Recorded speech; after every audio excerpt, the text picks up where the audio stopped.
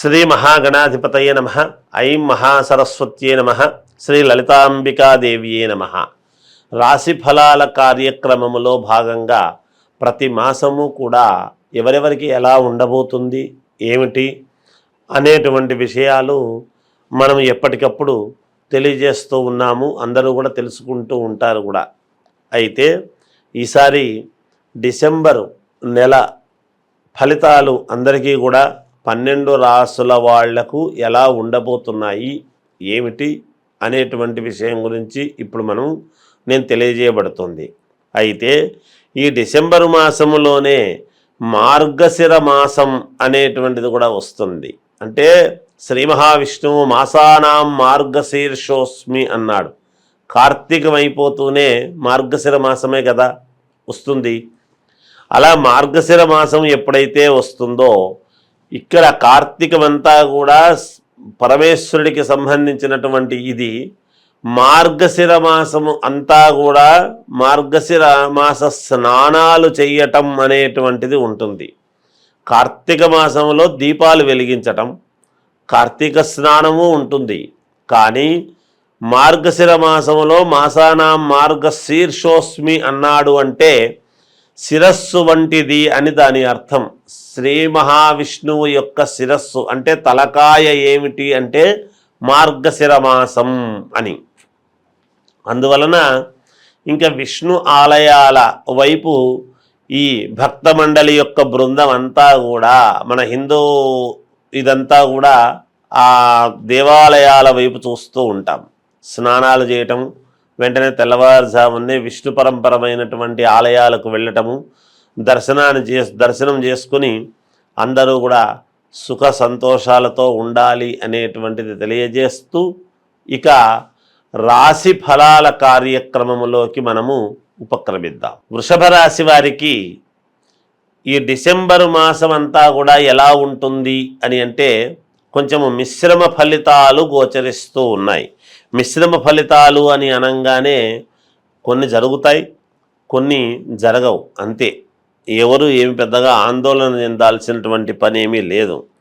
అలాగే మిత్రులతో ఊహించని విధముగా కొంచెము చిన్నపాటి వివాదాలు జరగవచ్చును. చేపట్టినటువంటి పనులు కొంచెము నిదానముగా నడకలాగా జరుగుతాయిగాక. వృత్తి ఉద్యోగాలు చేసుకునేటువంటి వాళ్ళు అధికారులతో చిన్న మాట అనేటువంటిది రావడము జరగవచ్చును, కనుక జాగ్రత్తగా మాట్లాడండి.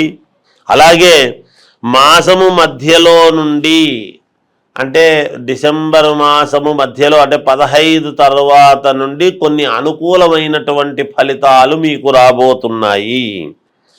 ఎంతటి పని అయినా సులువుగా చేసుకునేటువంటి మార్గము అప్పుడు ఏర్పడుతుంది. అదే కాకుండా వృత్తి వ్యాపారాలు చేసుకునేటువంటి వాళ్ళు కొంత మార్పులు చెందుకొని ముందుకు వెళ్ళవలసినటువంటి అవసరము ఏర్పడుతుంది. ముఖ్యమైనటువంటి వ్యవహారాలు అన్నీ కూడా అనుకూలవంతముగా సాగుతాయి. నిరుద్యోగ ప్రయత్నాలు కొలిక్కి వస్తాయి. నిరుద్యోగులకు ప్రయత్నం చేసుకోండి. నూతన వ్యాపారాలు ప్రారంభించాలి అని ఆలోచన ఉండేటువంటి వాళ్ళు జాగ్రత్తగా ఆలోచన చేసి ముందుకు వెళ్ళండి.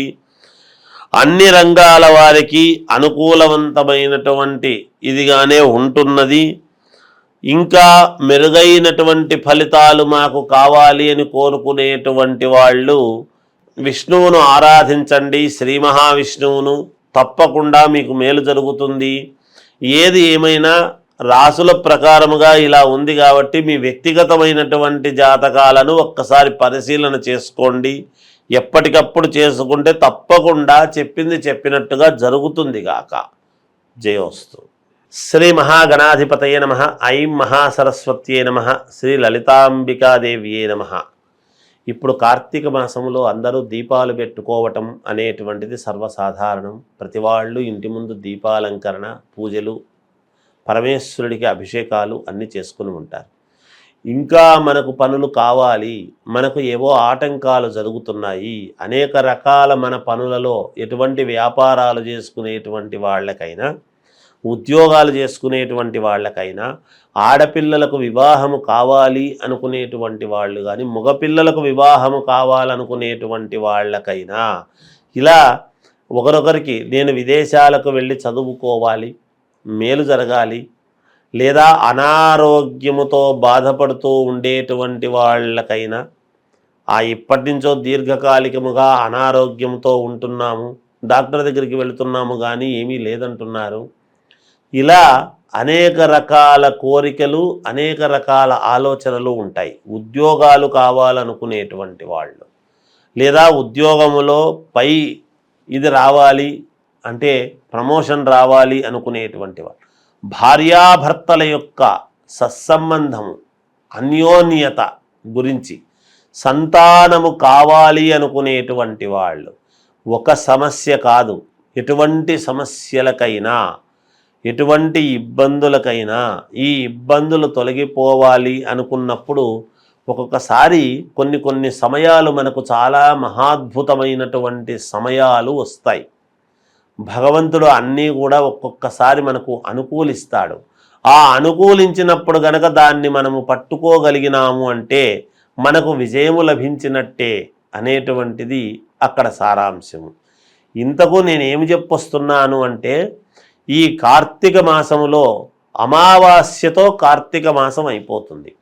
ఈ అమావాస్య అనేటువంటిది శనివారము నాడు మధ్యాహ్నము వచ్చి ఆదివారము మధ్యాహ్నము దాకా ఉంటున్నది, ఉదయం 11 గంటల చిల్లర దాకా. అటువంటప్పుడు దేహపీడ అనేటువంటిది ఎవరికైతే ఉంటుందో, మానసికమైనటువంటి ఇబ్బందులు ఇవన్నీ ఉంటాయో, మామూలుగా విపరీతమైనటువంటి తిరుగుడు తిరిగి మాకు పనులు కావడము లేదు అనేటువంటి ఆలోచన ఉంటుందో, ఈ 2 రోజులు కూడా కీలకమే. ఆదివారము నాడు ఆరోగ్యానికి మేలు జరుగుతుంది. ఆదివారము అమావాస్య అంటే పరమ పుణ్యప్రదమైనటువంటిది. సరే, సోమవతి అమావాస్య కూడా మంచిదే. అయితే ఆదివారము అమావాస్య నాడు కానీ శనివారము అమావాస్య నాడు అయినా పర్వాలేదు. ఈ 2 రోజులు చేస్తే మరీ పుణ్యమే. ఏమి చెయ్యాలి అనుకుంటే, ఎవరెవరికైతే ఎంత వయస్సు ఉంటుందో, మీ వయస్సు ఎంతనో ఈ సమయానికి అవి చూసుకోండి.